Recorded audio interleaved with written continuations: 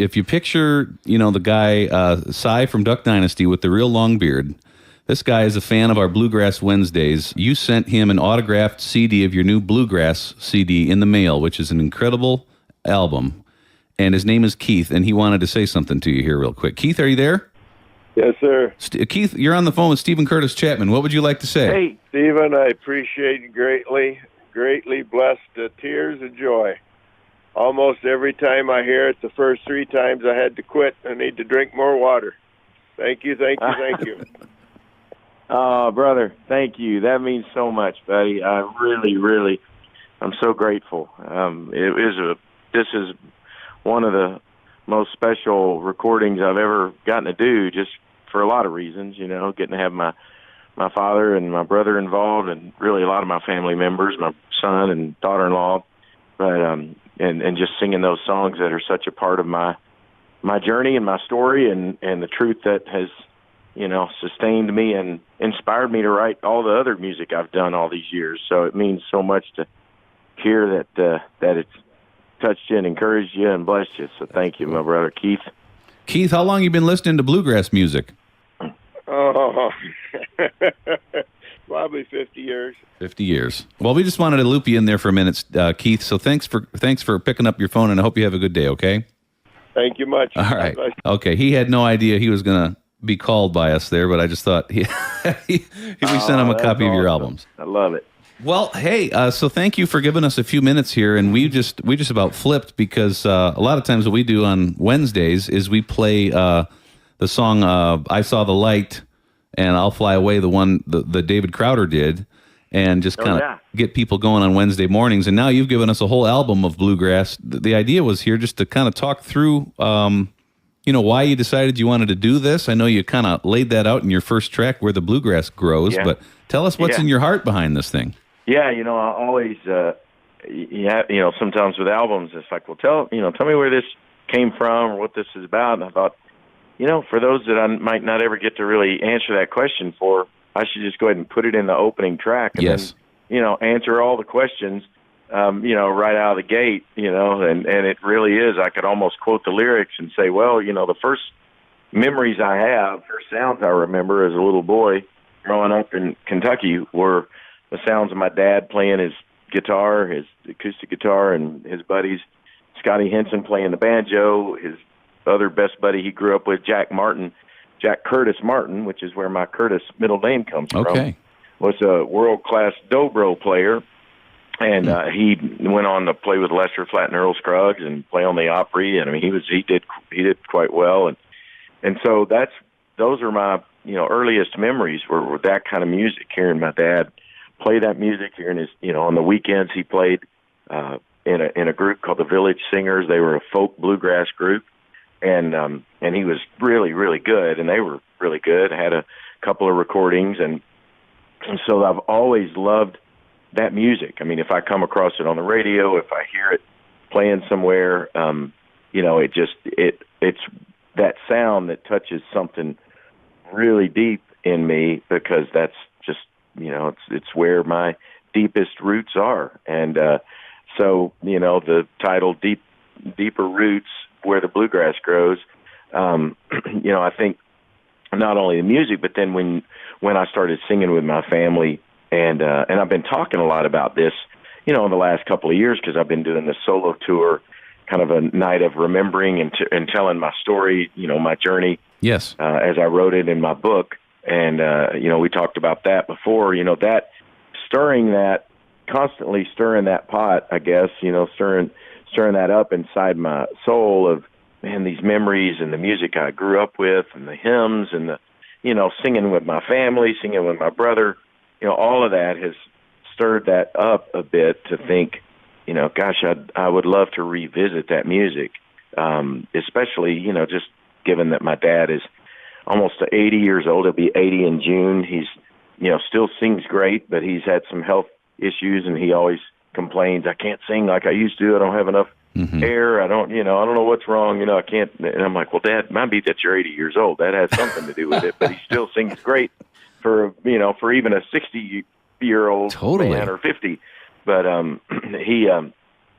just thought it would be really special to capture some of that on a record and get to share that with people, especially since I've been talking so much about it and sharing so much about all of that part of my life with my music. So that's really was the reason for making this recording. We're so glad that you've done it. And so you just go down the line of these tracks. There are a couple of originals on here. There are some of your most well-known songs, Cinderella and Dive. My Redeemer is Faithful and True. But then you see these special names on here. So Ricky Skaggs joins you on Dive. Gary from Rascal Flatts joins you on this song, Tilda Blue. And then Herb Chapman Sr., your father, and Herb Chapman Jr., your brother, plus your son Caleb. Absolutely. And Jillian Edwards is my daughter-in-law, who is married to my son, Will Franklin. Yeah. So she's family as well. So, yeah, I mean, we've got... And Ricky refers to me, whenever I see Ricky Skaggs and run into him in the airport or whatever, he'll always say, "Hey, little brother." and I call him, my bluegrass big brother. So there you go. He is, he's, family, at least, in heart and soul.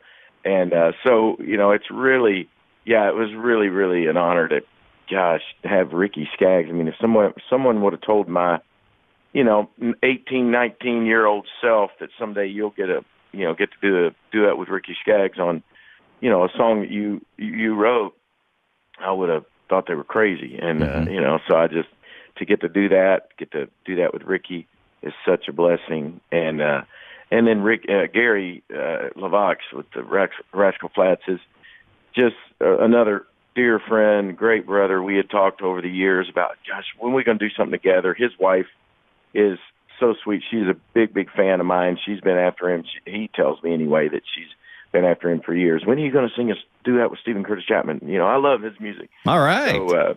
So when I called him, he was like, "Brother, I'm going to make my wife happy. I'm going to make me happy. This is good on all fronts." So it was a really, really special song that I wrote with a couple of brilliant songwriters here in Nashville, a couple of the world-class writers we have here, Lori McKenna and Barry Dean. And just a really special song that obviously comes from a deep place in my journey and life and family's journey of, just the walking through the darkness and wanting to encourage others in their journey when it seems like the sky is never going to be clear again. And so it was, there's just so many different layers of things that are really sweet and special and for me. And again, I kind of had to, it's finally to be at a point in my career where, there's a lot of years where understandably record company executives, would have A&R guys and people like that would have said, "Look, you can't put a banjo on a song. You can't put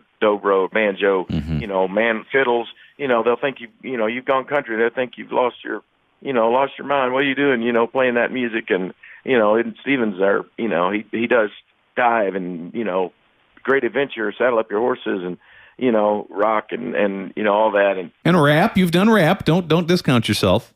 There you go. Sorry, that's right. I almost left that out. See, I forgot. Yeah, I'm very legitimate rap. Very much so. Well, yes. Oh man, but finally to be at a place too in the journey and where I can just kind of say, man, this just really is something that would, I know it'd be meaningful to me, and I hope it'll be meaningful to people that maybe even some that don't think bluegrass. I don't even know what bluegrass. I don't or what I've heard of it. I don't really care for it. I've had a lot of people say, "Gosh, I never knew I would love this." Yeah. My grandchildren. I've got a lot of young people saying, "I love this record," which I think is so fun. Yeah. Now, could you please give us your definition of bluegrass? Now, what's the difference between bluegrass and, say, mountain music, country western, whatever you hear people call it? What's the true definition of bluegrass? Well, for me, as I reference, coming from the place where the bluegrass grows, and of course the music, they will say the father of bluegrass music is Bill Monroe, who grew up not too far from Paducah, Kentucky. Mm-hmm. Grew up in Kentucky, Racine, Kentucky, and he's credited as the father of bluegrass, the one that kind of created the sound. And it's usually thought of it's the harmonies. You'll hear the vocals where they're singing, 2 or 3 parts in harmony. And a lot of times there's fast picking, it's kind of characterized by fast, picking on and the instruments are usually, it's going to be guitar, it's going to be a mandolin and a banjo, usually maybe a fiddle, upright bass. Those are kind of the instruments. It's, Appalachian. I mean, mountain music would be pretty much synonymous, I think, for a lot of people with bluegrass music because it's the same kind of instruments.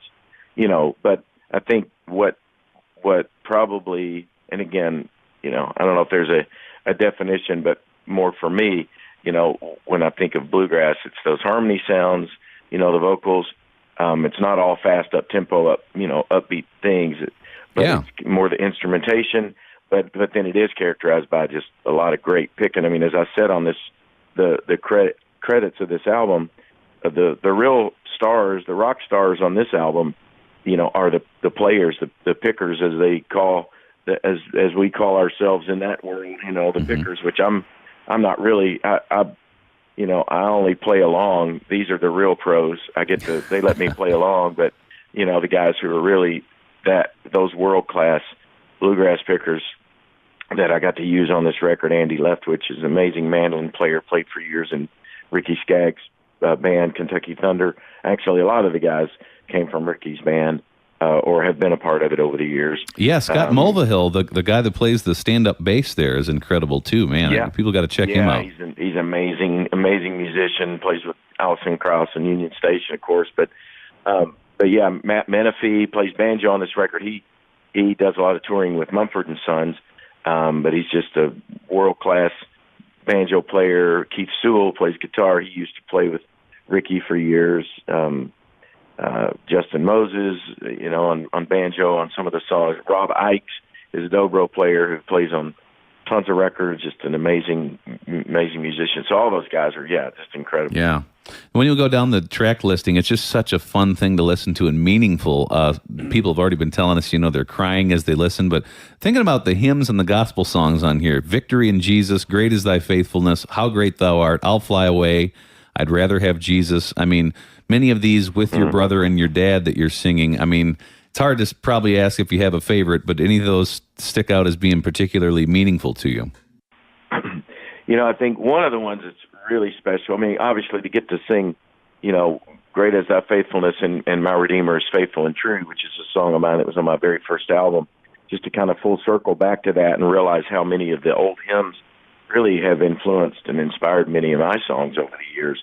That was a real special one to connect those. I've been doing that in concert, those two together, and just to get to sing those with my brother and my dad was very special. And then, honestly, one of the most, for me, special things about the album is the closer, which actually my dad sings lead on and sings the verses, and then my brother and I join on the choruses, and I'm playing guitar with my dad. But it's a song we sang at my grandmother's funeral, and it was always a real special song to us growing up, but especially for my dad, because it really is his life story. I mean, he really did at a point early on had a chance at fame and chasing the dream to make it in music, and laid that dream down to be able to be a father and be at home, because he knew it was going to require him basically leaving his family and being gone all the time. And he didn't, after he really began to walk with the Lord and God really changed his heart, he wanted to be able to be with his family. So that the lyrics of that are so special for him, and for us. And when it talks about I'd rather have Jesus than wealth or fame, and, than all of that. And I think, too, just, because we sang it at his mom's funeral, it was hard. It took us about 10 or 12 takes to get through that song because Dad kept crying. He kept breaking down. And he'd get really frustrated with himself. I was like, it was so sweet. I was, Dad, don't get, it's okay. We don't even have to do this one. If we can't get it, it's fine. Don't get, he's like, I don't know why I can't do this. Why do I keep breaking down? Come on, get it together. I was like, it's okay, Dad. That's part of what makes this song so special. And finally he got this, I can do it. So I finally got through it, and it was just, I really loved it. Yeah. I got to, have that remembered forever. I'll have that. It'll be a real treasure to be able to go back and listen to hear my voice, my dad's voice singing that song. Definitely. Well, that's great. Stephen Curtis Chapman and Deeper Roots, where the bluegrass grows. Thank you so much for putting this work down. It's a beautiful recording. We're so happy to be able to share it, and thanks for your time today. Absolutely. Bless you. Good to talk to you again.